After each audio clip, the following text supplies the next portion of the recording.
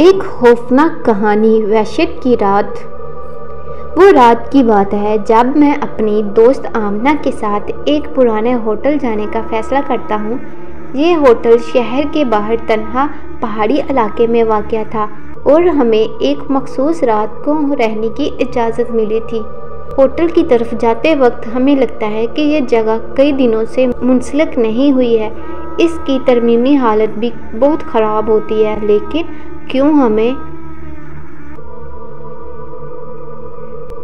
کیونکہ ہمیں کوئی شک نہیں ہوتا کہ یہ رات کی کچھ خوشیاں اور خوفناک واقعات لے کر آئی ہے۔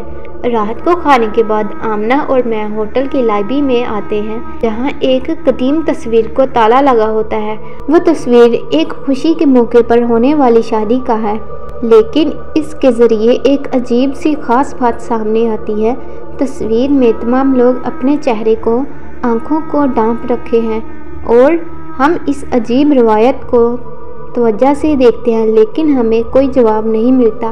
آمنہ اور میں اپنے کمرے میں واپس جاتے ہیں اور رات کے سونے کا ارادہ کرتے ہیں۔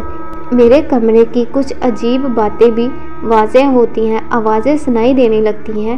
میں سوچتا ہوں کہ شاید کسی اور کمرے سے آ رہی ہوں، لیکن جب میں کمرے دیگر حصے کی طرف جاتا ہوں وہاں کوئی نہیں ہوتا۔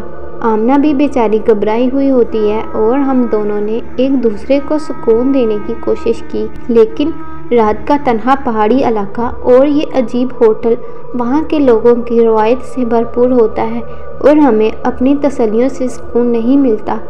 رات کے بیچ آمنہ کے کمرے کا دروازہ کھلتا ہے اور وہ ڈری حالت میں آتی ہے۔ وہ کہتی ہے کہ اس کے کمرے میں ایک روح ہے جو اس کو کچھ کہنا چاہتی ہے۔